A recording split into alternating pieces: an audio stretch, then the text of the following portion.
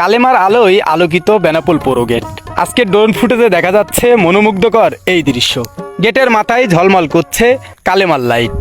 আরবিতে লেখা কালেমার ঝলমলে আলোয় গেটে এনেছে অনন্য সৌন্দর্য। শার্শা উপজেলার হৃদয় কেন্দ্র এবং বন্দরনগরী বেনাপোল পৌরসভার এই প্রবেশ দ্বার এখন সৌন্দর্যের নতুন অধ্যায়ের সাক্ষী।